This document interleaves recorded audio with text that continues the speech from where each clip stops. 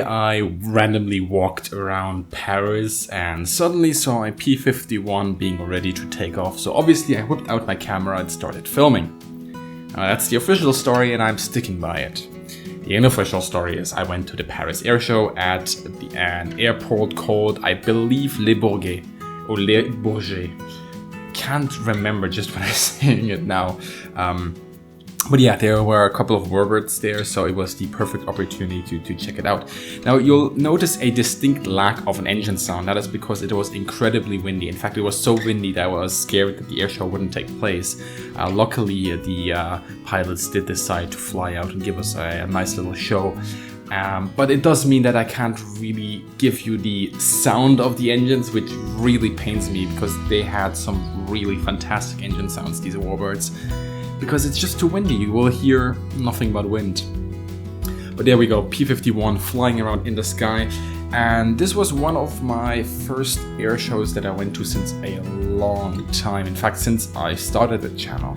And I was a little bit disappointed, I will say that from the off-start. Criticism, let's get that criticism out of the way first. We couldn't really get close to these aircraft. You know, usually when you're at an air show, these aircraft will get very close, or as close as possible, to the audience. So you can hear them, you can essentially feel them as they fly over you. Didn't really happen here in Paris. There were reasons for that. But that being said, it was incredibly exciting to see, some of these World War II aircrafts that I myself, fly on my PC, but just being close up to them and not really seeing them in a museum either. I knew when I looked at them that this thing just a couple of minutes ago, when they were on the tarmac, was flying up in the air, and I was looking at it. Now, after the P-51, we also had a P-40 here, and the P-40 is one of those aircrafts that is really, it's starting to really become a favorite of mine. Battle of Moscow is helping in that regard. You probably saw my last video on it. I've been on a P-40 binge. Looking at this recording now as I'm talking, I really do feel awful that I can't be giving you the engine sound, but trust me on it, you just wouldn't be able to hear the engine anyway. As for the air show, the weather, as I said, wasn't really good. There was not a lot of people, there was not a big turnout. However, it was free, so there is that saving grace, and essentially, even though I can't really blame the weather, the organizer, of course. But the reason why I went for this air show, what really got me excited, was this thing that you see right here. This thing that I really just call an absolutely beautiful plane, a thing. This is a P-36. Now, this is a plane that apparently there is only one in the world that is still in a flyable state, and that is this one right here. It was just recently restored into a flyable condition by a Brit who's now trying to find a buyer for it here in France, because he wants this aircraft to be in France because it has essentially been restored to its flyable state since the Battle of France, where it really flew. This plane was credited with 2 victories against the German Air Force during the Battle of France, and as such, even though he restored it in the UK, he's trying to get somebody here in France to fly it.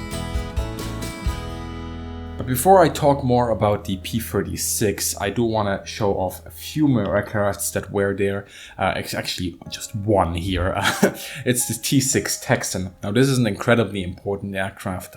Some of you might be a little bit more familiar with the T6. It's not exactly a warbird as we traditionally speak of, although it did see combat.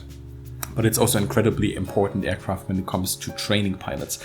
And there, as I pan my camera around, you can see how few people actually decided to show up, which is really a shame, even though the weather was incredibly bad. I was freezing as I was standing here on the tarmac. The wind was howling, I was getting drenched by rain. It's not raining at the moment as I'm recording this here, but it will pick up a little bit later on in the video.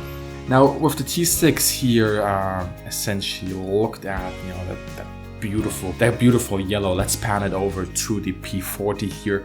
P-40, you will just be able to make out there is a Sioux head over there, just under that protection for the canopy, and that is essentially the marking of the Escadrille Lafayette.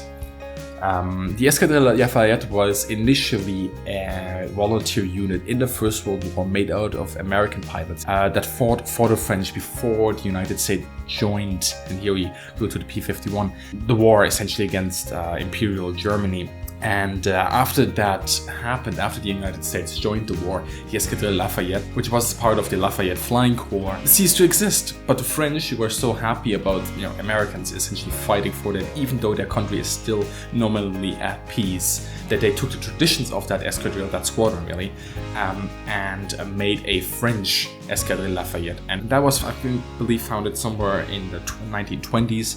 It fought during the Second World War, and it still exists to this very day.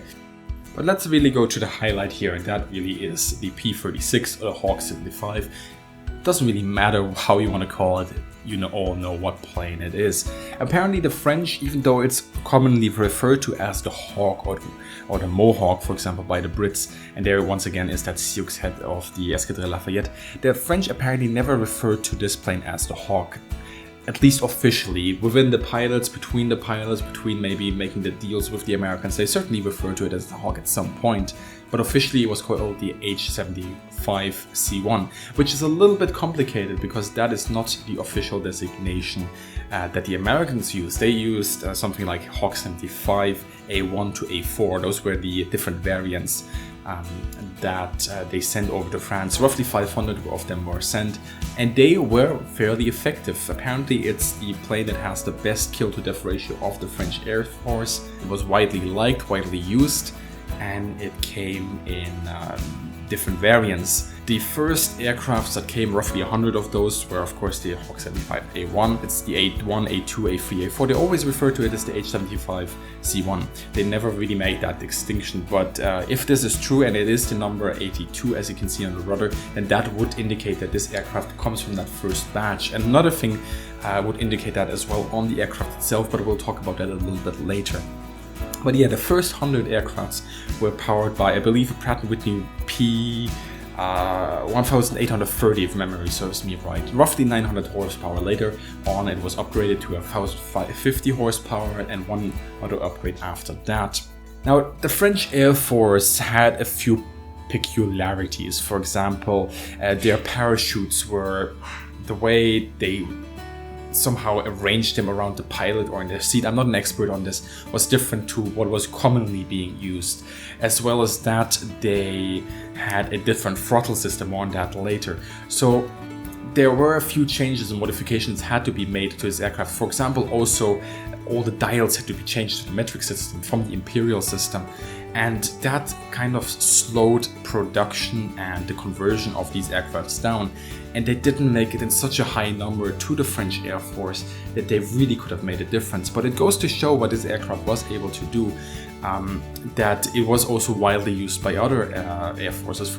For example, the Finnish got some of these aircrafts from the Germans after they had captured these aircraft, and used them quite successfully as well in their engagements against the Russians.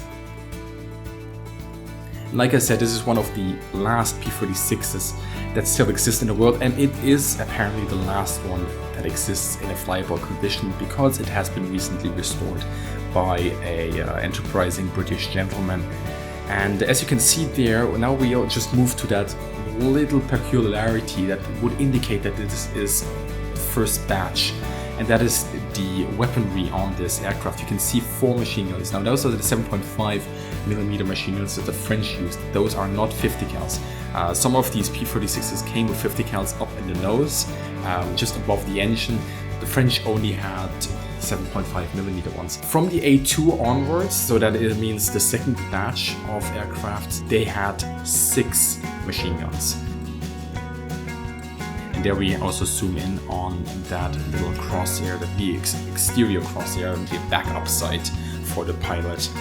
But yeah, this does indicate that this comes from the first production batch that was sent to France, because later ones had 6 machine guns. Now just a quick note here on that peculiarity about the throttle that I talked about.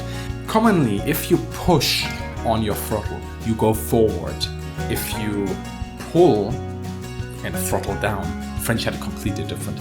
If you push, you throttle down. You pull, you throttle up.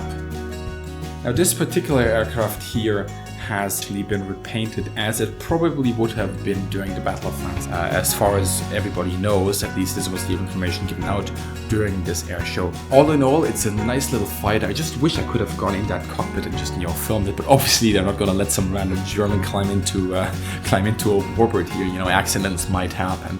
But yeah, that brings me to a close. I hope you guys enjoyed it. And if you have any questions about this aircraft, about the air show itself, about the museum, Musée L'air et l'Espace, if you're, for example, coming to Paris and you want to know my opinion about it, I will probably make a video about that again in the future. I do have some other material about this museum as well.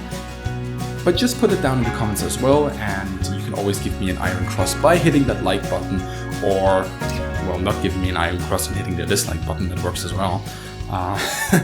But yeah, I hope you guys enjoyed it, and as always, see you on the next one.